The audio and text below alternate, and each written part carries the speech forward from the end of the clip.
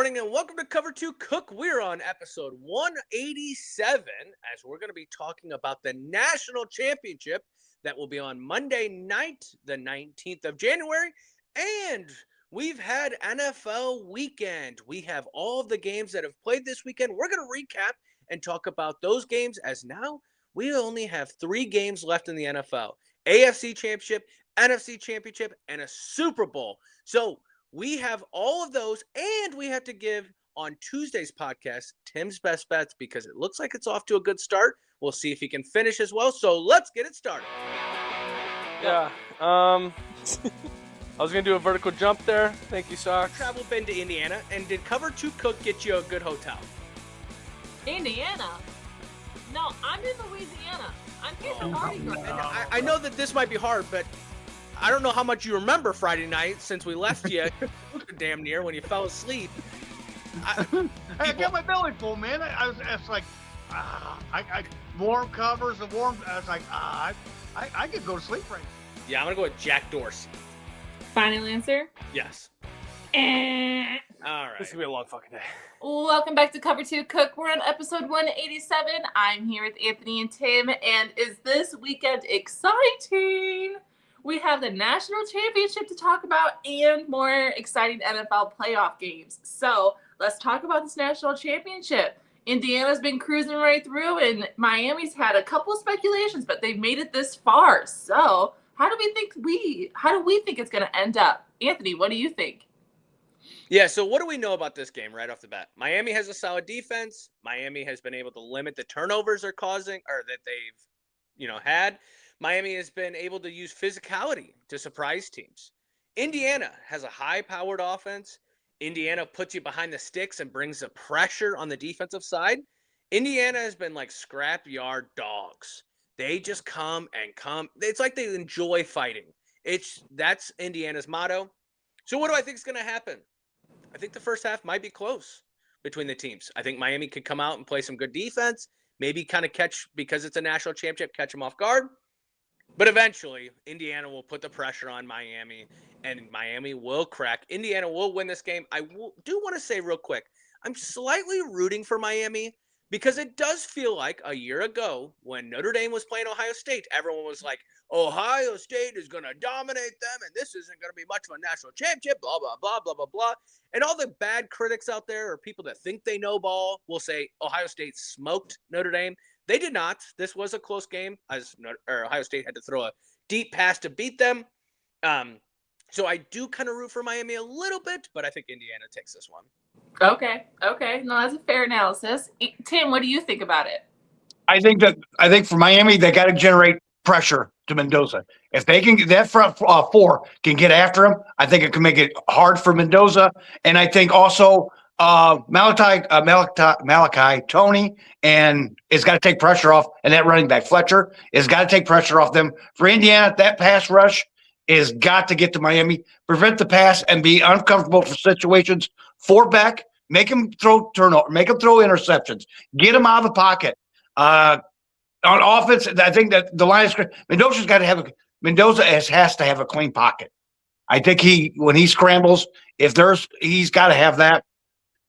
I will give you my bet right now. Miami has won the last 3 games as underdogs against a top 10 AP rank, while Indiana's won the last 11 games as a top 15 AP ranked team.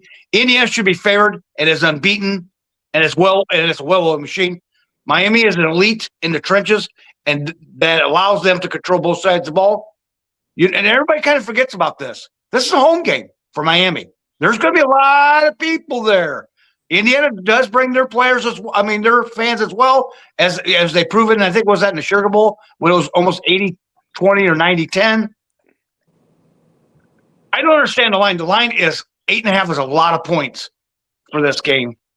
And I think Miami could win this outright. So I'm going to take Miami and the 8.5. Wow. Oh my gosh, my face is stuck. I got to pick up my jaw. Yeah, I think they can win it outright. Wow. I will say, I always love rooting for an underdog. And yeah, with it being a home field advantage, that does feel like it's leaning towards Miami. I think this is going to be a dogfight till the end. I think they're both going to bring it everything they got. However, I just think Indiana's going to have that upper hand, and I think they're going to take it. Oh my gosh, this is going to be so exciting. I can't wait. Well, and I'll say this too real quick. If Miami does win, this is a great Cinderella story. A team that shouldn't have been in, got in last Sunday before, and then win it all. That's what this playoff was made for. But what I want to talk about how expensive this game is. Now, we were talking before this podcast. This is the Super Bowl of college football, right? So Super Bowls are very expensive to go to, but it's college football. So let's just remember that, okay? It's not the pros, so it shouldn't be that expensive. The average sold price for a ticket at this game is $4,320. Shit. Wow. So if I wanted to go, you ain't coming, Lisa. I got to go by myself because we got to mortgage the house for us to go. On-site parking. On-site parking. The minimum for this is $700 for one parking spot. Now, to caveat on that, to even be allowed into the on-site parking, every person has to present their ticket. Can't stay there. You can't even have people come in and tailgate together and leave. You have to present your ticket there. Wow. This is absolutely crazy. This is where when we talk about $20 million for NIL and NCAA's like, this is a part of it. Money runs college football, but this is way too expensive for a game. I feel bad for the Indiana. I know last year where I was like, I really want to go to the Notre Dame National Championship. It wasn't as expensive as this is. This is crazy for how expensive, but they got to get a little hold on this one. I will say this too. People are kind of forgetting how bad Indiana spanked Oregon last week. So let's remember, they haven't had very many close games outside of that Ohio State Big Ten championship. They dominated everyone. They're comparing them now to the LSU team, which is so disrespectful, the LSU team back in the day. But but it'll be a great national championship. I think Miami can play them close. I just don't know how long they can play them close. I think it's going to be the first and the first quarter and the third quarter. They're going to come out with like a fresh energy and just, take them back a little bit. And then Indiana's going to recover. Well, and it's how much can you minimize Indiana from scoring in the second and fourth then if you're saying that. Mm-hmm. So, because they can put points up fast. Mm-hmm. Very fast. Yep. All right, well, let's move over to NFL recap. We had the Denver Broncos versus the Buffalo Bills. This was very exciting. Tim, let's hear about it. I'll tell you what, I went to the local bar to watch this game, and I was pacing like I was a expecting father. Luckily, there wasn't hardly anybody in there, but that fourth quarter and overtime, it was unbelievable. Unbelievable. I have some questions for the Buffalo. Too many turnovers, 5 turnovers, and they still were in the game. This is where I say you can't keep kicking field goals. You got to put them because Josh Allen will come back, and he did. He kept coming back. They did score one touchdown, but I think the rest of them turnovers either were no scores or field goals. So you've got to. This is a great Buffalo team. They're a great team. So and Josh Allen is a great player, but their defense is, like we said in the previous podcast, their defense was not, they just let them keep going down the field all the time. And so the turnovers weren't, I think, caused by Denver. It was Buffalo that made the turnovers. There was a lot of plays that it was not. Allen had 283 yards, 3 touchdowns. He rushed for 60. It just felt like, is their Super Bowl window closing? This was their perfect opportunity, but Denver's defense did step up, got 5 turnovers, 2 interceptions, 3 fumbles. Knicks played well, but I'm concerned about their play calling. You mean to tell me you have to throw the ball, Peyton? You have to throw the ball on first down, but then run it on second? Why ain't you running it on first, throwing on second? I didn't understand the play calling in the third quarter, and it was just kind of like it was stagnant. And then, now Bo Nix is out for the season. Broken ankle. Come to find out, he's now got a broken ankle. So now they're going to go with Jarrett Stidham. I feel confident that Peyton will have a good game plan for this. But yeah, and some of the calls at the end of the game, when the one throw down in the end zone, that looked like pass interference for Denver. He got them good. And then the two in the overtime where they were kind of questionable. Nix just threw the ball up in the air, and I mean, the defender didn't have no chance in hell and to get him down in the field goal. I thought the calls at the end were kind of that could win anyway, but a great win.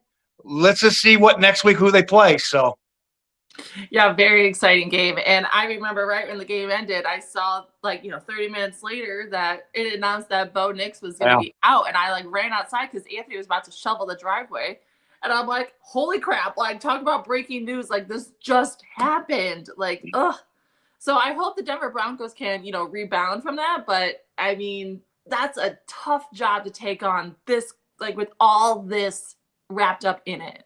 They've got to get the running attack going. I mean, that is plain and simple. They did not have any kind of running attack whatsoever. They have got to get that going. And Peyton's got to find a way to scheme to get that going, because if not, they're going to get that home. They'll be playing the AFC Championship, but they might be not going to the Super Bowl. Yeah. And it's funny to hear you say that you were pacing in the bar, because Anthony and I were at home and we're like guessing what Tim would be saying in these. Oh, yeah. You know what? And it was complete silence in there too. I had Zach Siderski, a kid that you went to school with, and Bob in there, and Zach didn't say one word. Usually he'll tell me what the next play is. He didn't say one word. It was quiet. There was hardly anybody in there. Yeah. Well, Anthony, give me your thoughts about this game. Well, and you're saying quiet. I stopped texting you. I stopped texting you because I was like, if my team was playing, I don't want to hear shit. I don't want to hear people telling me what needs to be happening. Yep. They need to do it. And Anthony, and I felt that way with them guys. They didn't. Yeah. They knew what the game was, and they understood. Go ahead. What was on the line for you? But Broncos, it was back and forth with the momentum in the first half. And you said the running attack, but the running attack actually kept the Broncos in the game in the beginning. Right. Because that running attack was what was happening and what was helping them get these first downs. But then the Bills will get momentum and things like this. But parents or kids that are interested in playing football, you need to go to the second quarter with 13:30 remaining in the clock. You will see a tackle by Alex Singleton that is so textbook. It is stupid crazy. When he put his helmet on the ball of James Cook, ran through him with the legs keep going.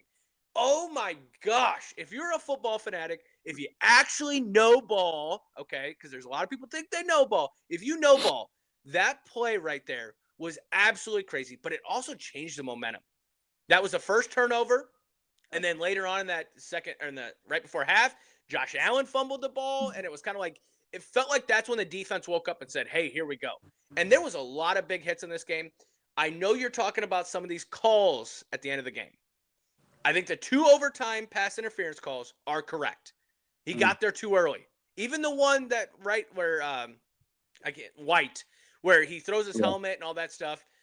I think that was a pass interference. You're grabbing his left arm as he's trying to go catch the ball. You can't do that. The call that I don't understand is down the field when they pick it off. I don't understand that one. I think the Buffalo Bills had to catch there, because if the rule is possession, he's down, and then after I'm going to rip the ball out while we're rolling, then it's either incomplete, because and it's not really incomplete because it's got to be Buffalo's ball there. I don't understand that one. It really went Denver's way. I saw Sean McDermott after being like, what? Why was it so quick? Why did the referees no replay? He goes, I had to call a timeout just to get you guys' goddamn attention. I agree with that 100%. If they would have got that catch, they're most likely kicking a field goal to win. Yeah. So I think Denver definitely got a little lucky. I will say seeing Josh Allen emotional after the game saying this was because of me. And I did think he tried to do a little too much in this game and it bit him in the ass. But then you got Dawkins after this guy is the reason we're here. Yeah. And if I'm the Buffalo Bills, you have to go out and go get a reliable wide receiver. Yeah. Keon Coleman is a great wide receiver, but he just can't stay out of his own damn way to see his ass on the field. You need to go get someone you can trust. Well, who did you have before that? Oh, yeah, Stephon Diggs, who's always been a cancer. Now he's great in New England, supposedly, as long as he can stay on the field and keep his off the field shit in check. But I just think they need to go get a wide receiver that Josh Allen can depend on. Yeah. And there will be wide receivers out there that's going to be like that. So just go get him one. I think it opens. But you say the Super Bowl opportunity for the Buffalo Bills, this was the year. No Patrick Mahomes, no Joe Burrow, no Lamar Jackson. You had all these star quarterbacks out. But Bo Nix did step up in this game. There was a lot of third down plays that he made in this game. Unfortunately, I wish he would be playing in this AFC Championship because it would be a great game no matter who they're playing. But Stidham, $10 million man. Can you get him to the Super Bowl? We've seen backup quarterbacks win Super Bowls, but not this late in the season to win it. Yeah, and I feel like Josh did what Josh usually does, and usually it works out for him. He takes the team on his back, and he runs it in for himself.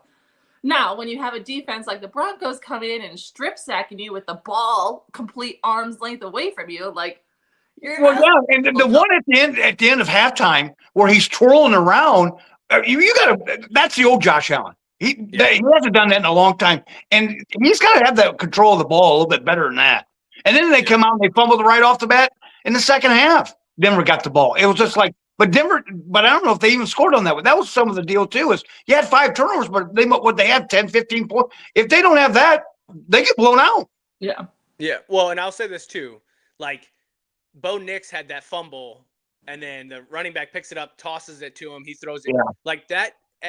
Like in playoff time, the ball has to bounce your way sometimes for you to win games, and that's exactly what this was the ball just bouncing the right way for the Denver Broncos to win. But one final thing too, Denver Broncos came to hit. There was so many hard hits from the Denver Broncos. I mean, I'm just like even passes across the middle to anything like that. We're going to talk about the next game because I think that Seahawks team is just the same way. If we're going to talk about Legion of Boom, we got it right now in the NFL with these defenses. So, but it's been great games. Well, right before was we over, Tim, I have a question for you. Who would you rather face next? Would you rather face the Texans or the Patriots? I think it's got to be the Patriots because I don't know if Stidham can handle that defense of Houston's. That defense is elite. Mm-hmm. So that's a tough defense. But I think with our defense, I think we could get after Stroud. But yeah, I don't know. I don't know how Stidham can handle him. I mean, he hasn't played all year. Yeah, you're going to put him back up against a potential number one, really the number one defense in the NFL. So. Yeah. What do you think, Anthony? Yeah, I agree. It's got to be, but we'll find out today because I think the Texans are going to have their hands full with Patriots. All right. Well, let's switch over to the other NFL game that happened last night. Let's talk about the 49ers versus Seahawks. Anthony, take it away. Yeah, so we talked going into this game that we got to get the 12th man out if you're the 49ers. You got to get them out. Well, 12th man were involved literally the first, not even actual first play. That's they returned the kick with Shaheed. That went up 7-0, and the crowd was crazy. Went absolutely crazy. What a kickoff return too. It reminded me of a little bit of Devin Hester Super Bowl where the game was like, oh my God, Seahawks are coming now. Like there's no turning them down.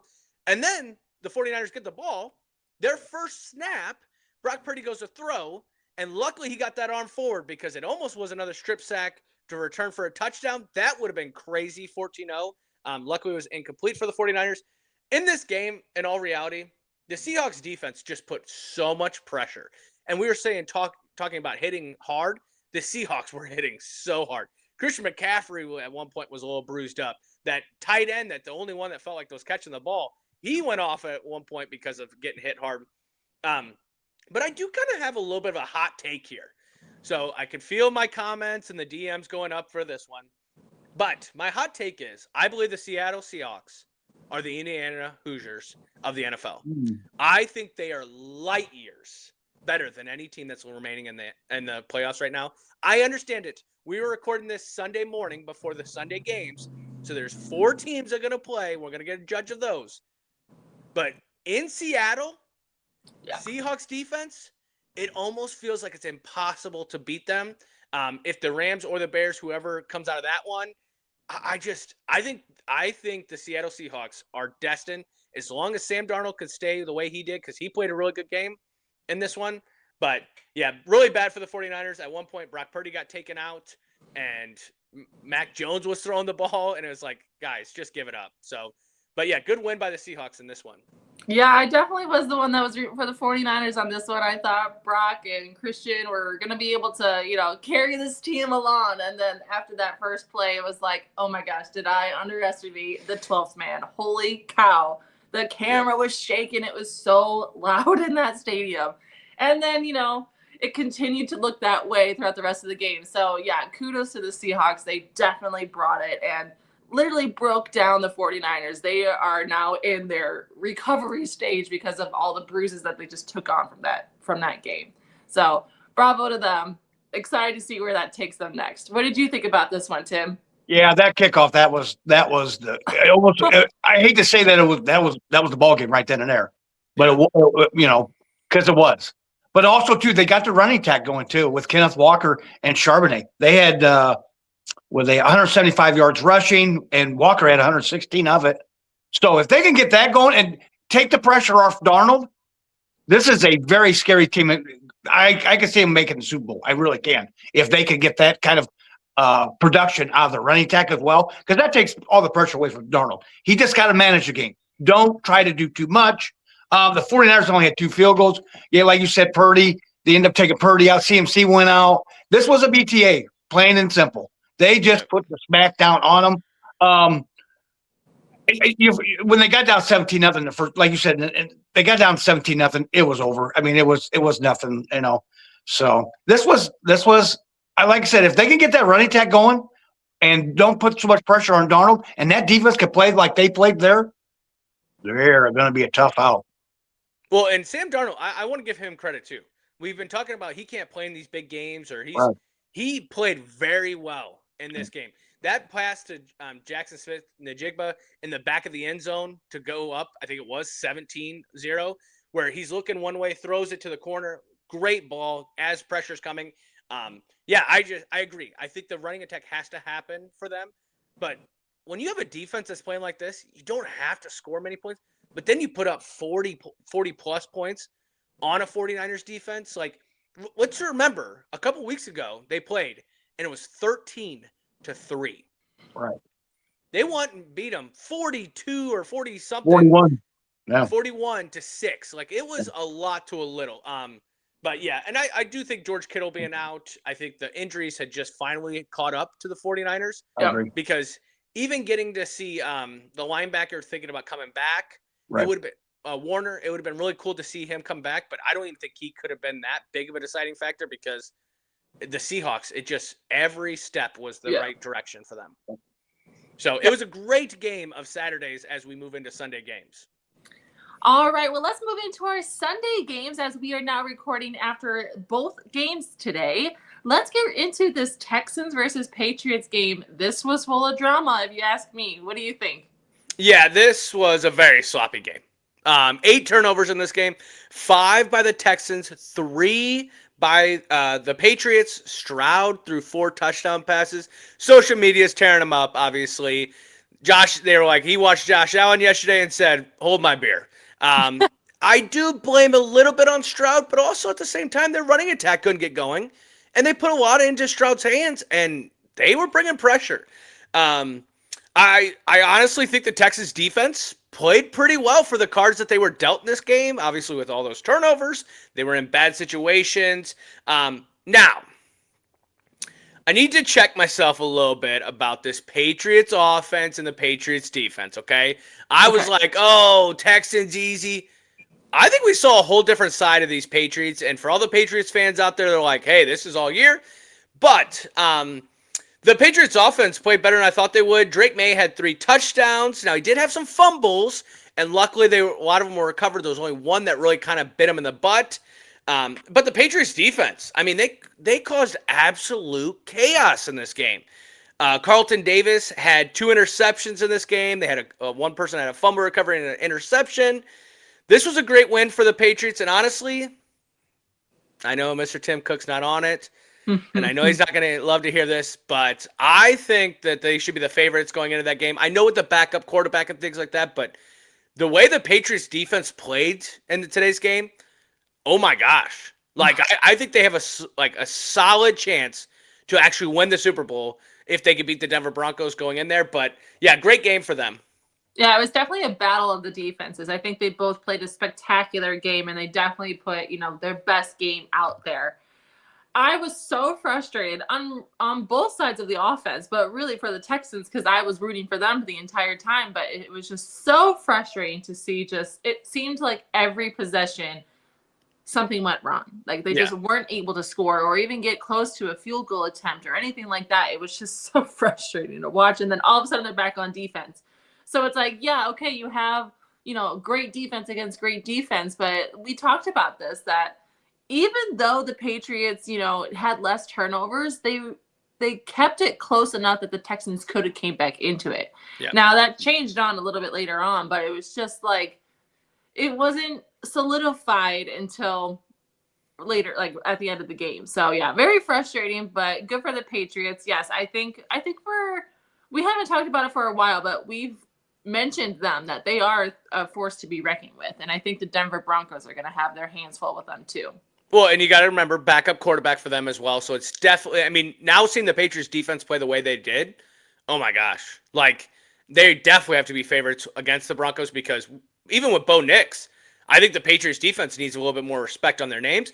That's coming from me, the one that was trashing them. I also think when you talk about this game, yes, the weather had problems. Obviously, it was like raining, then snowing, and then raining. But Stephon Diggs' catch with straight hands, hits his head on the ground, and then obviously showing his hands like that. Probably not the best celebration when you got your off-the-field kind of things going on, stuff like that. But the booty catch, I know I'm saying his name wrong, but the one-handed and bringing it in, that was crazy catch. But I think the Texans missed. I mean, what I mean by that is they missed Nico Collins. They missed Dalton Schultz. They got hurt in this game. Then the Strover, whatever his name is, the backup, he got hurt as well. He just didn't have options in this game. Mm-mm. Remember, they have more players that could have played. There's another one. Tank Dell.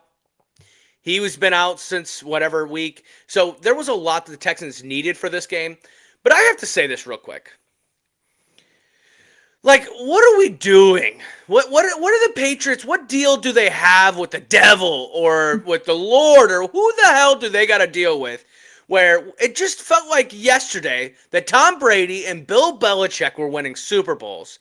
And then it's like, okay, Patriots fans, hey, now you get to be an NFL fan and you get to see some of these losing seasons. And then Mike Vrabel, first year with the Patriots. Drake May, second or third? I think it's the second year in the NFL.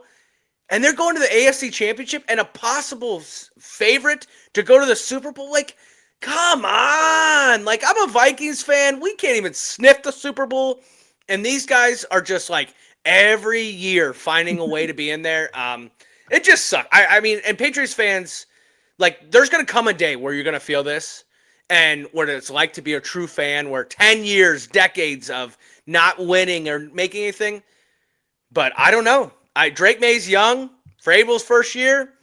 We might be seeing a dynasty, coming up. I don't know. It's just, what deal do you have done with who? Because I want to sign that deal as well. I totally hear you. I saw this thing a little while ago where it was like, I forgot how much I hate the Patriots winning now that the Kansas City Chiefs have, finished winning. Yep. It was like, I forgot that, I hate when the Patriots win.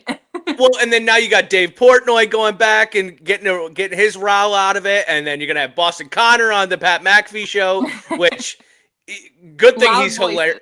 Yeah, he's hilarious. So I like the Dave Portnoy kind of gets annoying, but it was a great win by the Patriots. I will say the defense is the biggest surprise from that game.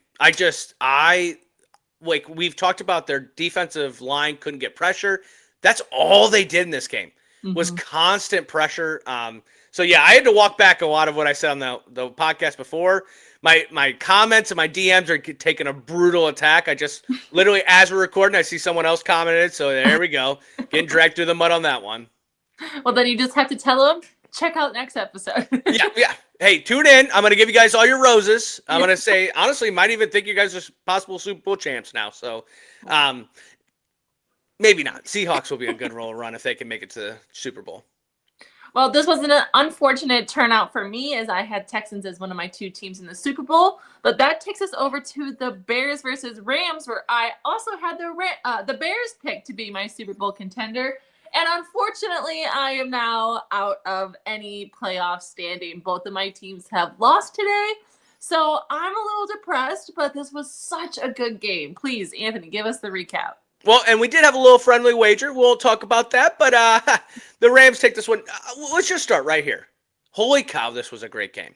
What a way to finish the playoff weekend.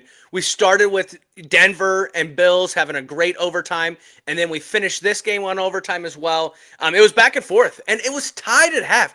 We've been talking about the Bears not coming out with the urgency. They did. They tied this game at half, but the Bears find themselves down 7. Less than a minute to go. 4th down, Caleb Williams, can he do it?